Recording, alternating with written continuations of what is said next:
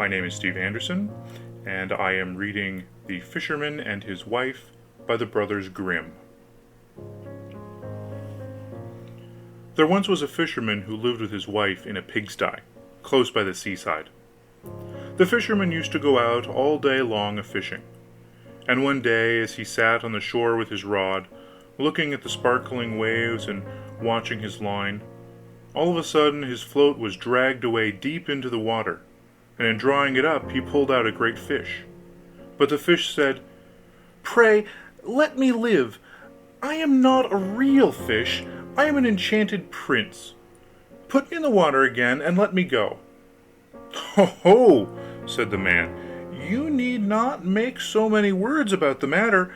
I will have nothing to do with a fish that can talk. So swim away, sir, as soon as you please." Then he put him back into the water, and the fish darted straight down into the bottom, and left a long streak of blood behind him on the wave. When the fisherman went home to his wife in the pigsty, he told her how he had caught a great fish, and how it had told him it was an enchanted prince, and how, on hearing it speak, he had let it go again. "Did not you ask it for anything?" said the wife. "We live very wretchedly here, in this nasty, dirty pigsty. Go back and tell the fish we want a snug little cottage." The fisherman did not much like the business. However, he went to the seashore, and when he came back there, the water looked all yellow and green, and he stood at the water's edge and said, "O man of the sea, hearken to me. My wife Isabel will have her own will, and hath sent me to beg a boon of thee." When the fish came swimming to him and said, "Well, what is her will? What does your wife want?" "Ah," said the fisherman, "she says that when I had caught you I ought to have asked you for something before I let you go. She does not like living any longer in the pigsty, and wants a snug little cottage." "Go home, then," said the fish. "She is in the cottage already." So the man went home, and saw his wife standing at the door of a nice trim little cottage. Come in," said she. "Is not this much better than the filthy pigsty we had?" And there was a parlor, and a bedchamber, and a kitchen, and behind the cottage there was a little garden, planted with all sorts of flowers and fruits, and there was a courtyard behind, full of ducks and chickens.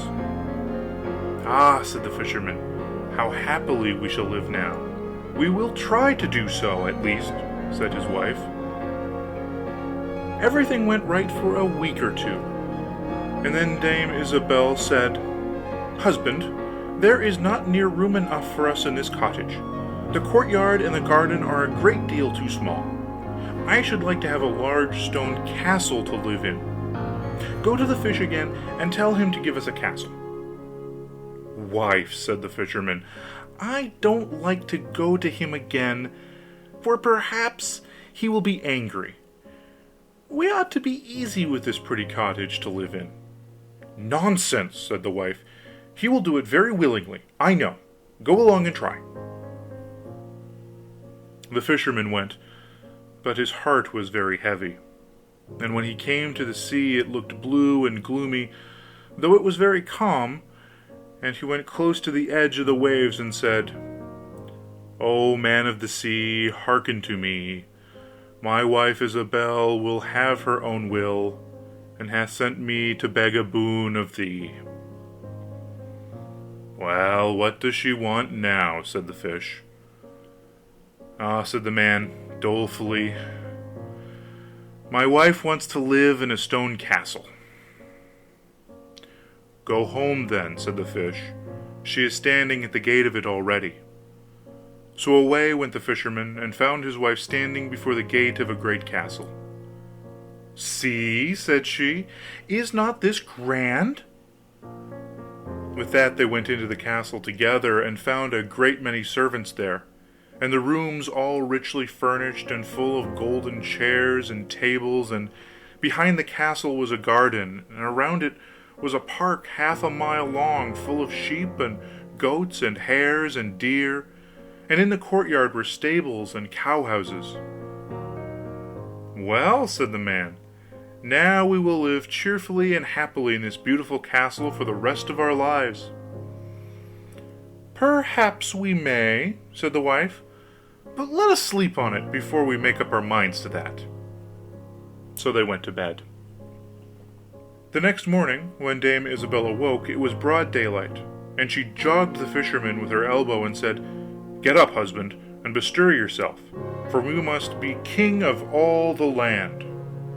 "Wife, wife," said the man, "why should we wish to be the king? I will not be king." "Then I will," said she. "But, wife," said the fisherman, "how can you be king? The fish cannot make you a king." "Husband," said she, "say no more about it, but go and try. I will be king." So the man went away quite sorrowful to think that his wife should want to be king. This time the sea looked a dark grey color, and was overspread with curling waves and the ridges of foam, as he cried out, "O man of the sea, hearken to me! My wife Ilsabill will have her own will, and hath sent me to beg a boon of thee." "Well, what would she have now?" said the fish. "Alas," said the poor man, "my wife wants to be king." "Go home," said the fish. "She is king already." Then the fisherman went home, and as he came close to the palace he saw a troop of soldiers, and heard the sound of drums and trumpets. And when he went in he saw his wife sitting on a throne of gold and diamonds, with a golden crown upon her head, and on each side of her stood 6 fair maidens, each a head taller than the other. "Well, wife," said the fisherman, "are you king?" "Yes," said she, "I am king." And when he had looked at her for a long time, he said, "Ah, wife, what a fine thing it is to be king! Now we shall never have anything more to wish for as long as we live." "I don't know how that may be," said she. "Never is a long time. I am king, it is true, but I begin to be tired of that, and I think I should like to be emperor." "Alas, wife, why should you wish to be emperor?" said the fisherman.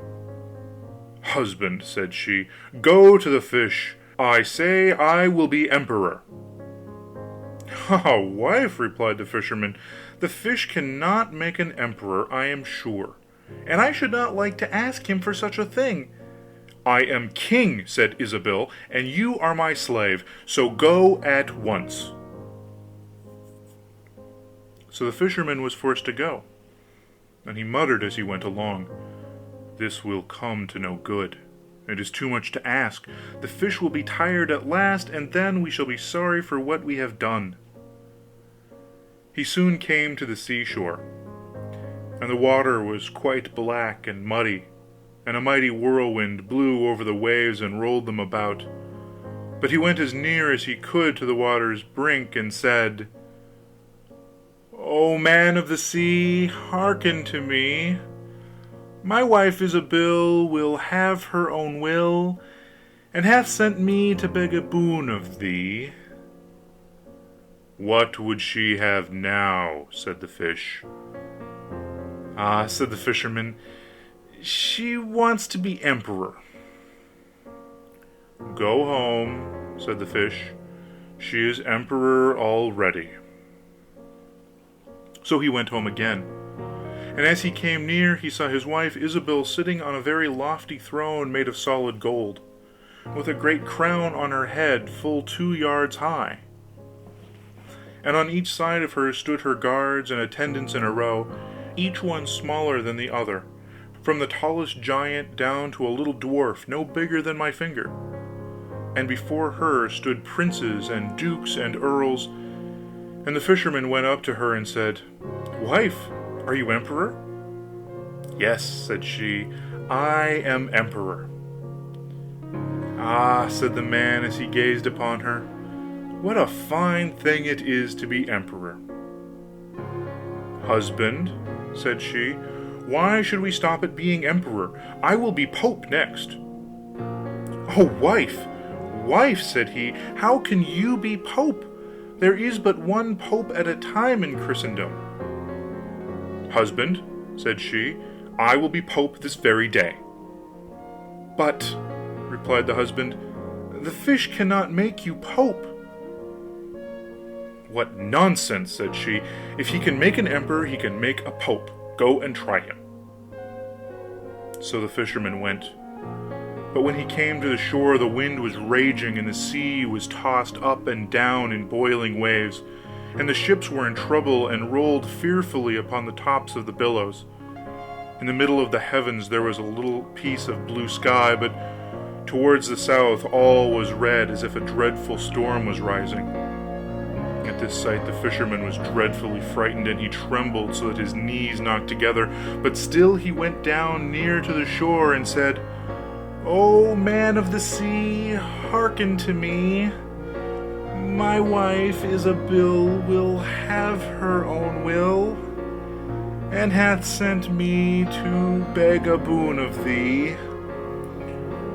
"What does she want now?" said the fish.